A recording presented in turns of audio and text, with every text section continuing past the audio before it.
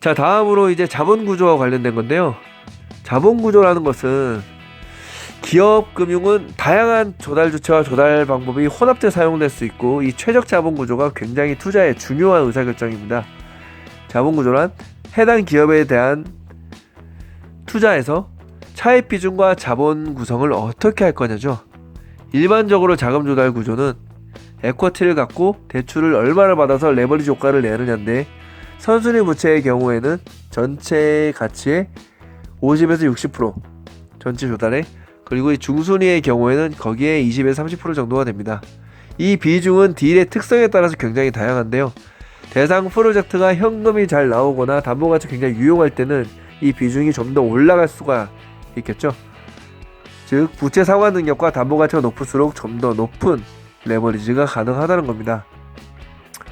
이것을 좀 더 자세히 살펴보면 전체 담보가치 중에 대출금이 차지하는 비중을 LTV, Loan to Value의 약자입니다. LTV라고 합니다. 이 담보가치는 항상 이 변동을 하게 됩니다. 그럼 이 변동성에 대한 위험에 대출을 한 대주를 노출되게 되어 있는데요. 예를 들어서 대출을 적정 수준보다 많이 해줬다면, LTV가 높다면 그만큼 담보가치의 변동성에 대해서 노출이 되게 되겠죠. 그만큼 리스크가 크게 된다는 겁니다. 자, 이런 부분에 대한 대안으로 등장한 것이 바로 이 주니어론의 개념입니다. 타인 자본의 순위화 구조라고 하는데요. 영어로는 시니어리티라고 합니다. 서로 다른 위험 성향을 가진 다양한 투자로부터 자금 조달을 할 수 있게 채권을 순위화하는 거죠.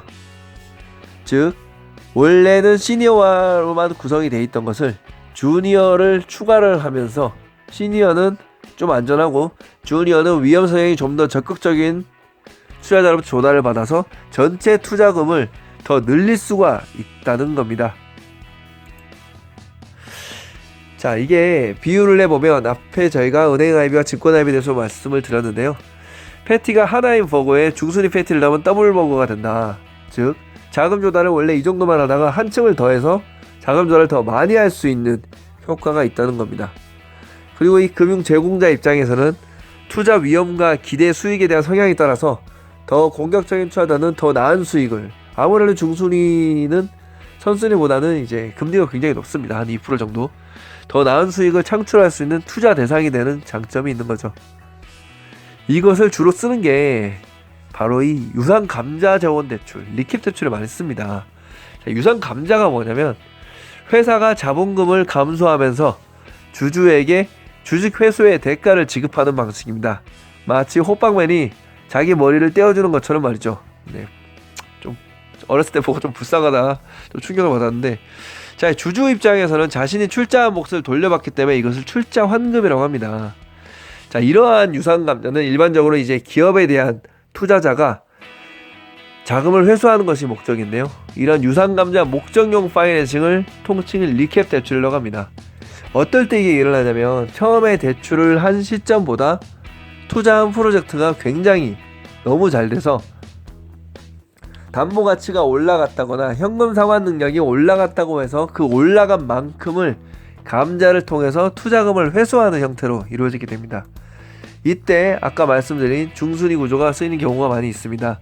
즉 시니어는 이제 기본적으로 위험 성향이 보수적이다. 그럴 때 주니어가 좀 더 자금을 늘려서 그 늘린 돈만큼 유상감자를 해서 출자환급을 해가는 겁니다. 네, 여기 1.6조 원인데 오타가 났습니다.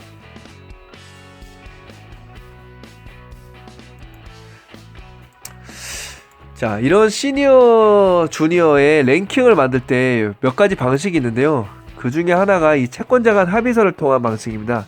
이것을 우리는 계약적 순위화라고 합니다. 즉 하나의 SPC가 선순위 금융과 중순위 금융을 조달을 하는데, 이 대주들 간의 계약, 약속을 통해서 순위를 결정하는 방식입니다. 자, 채권자 간 합의를 선순위 대주와 중순위 대주가, 선순위 대주님께서 다 드시고 난 다음에 중순위 대주가 먹겠다, 서로 순수를 지키겠다고 손가락 고 약속을 하는 겁니다. 이 약속이 바로 채권자 간 합의서가 되는 거죠. 이거를 약속을 못 믿겠다, 구조적으로 만드는 경우가 있습니다. 이것을 스트럭처럴 서버리네이션이라고 합니다. 즉, 두 개의 SPC를 만드는 겁니다. 그러면 이 SPC별로 기본적으로 업코에서 자금이 올라올 때, 이 프로젝트 자금이 올라올 때 SPC2에 충당을 하고 난 다음에 위로 올라갈 수 있기 때문에 이 밑단이 선순위가 되는 거고, 윗단으로 갈수록 중순위가 구조적으로 만들어지는 겁니다. 자, 아까 SPC 설립을 분신술로 설명을 드렸는데요, 2단계 분신을 하는 겁니다. 그래서 분신을 2개 만들어 가지고 이 단의 선순위 자금을 조달을 하고, 이 중에 남은 걸로도 조달을 할 수 있다, 그러면 중순위 자금을 조달을 하는 겁니다.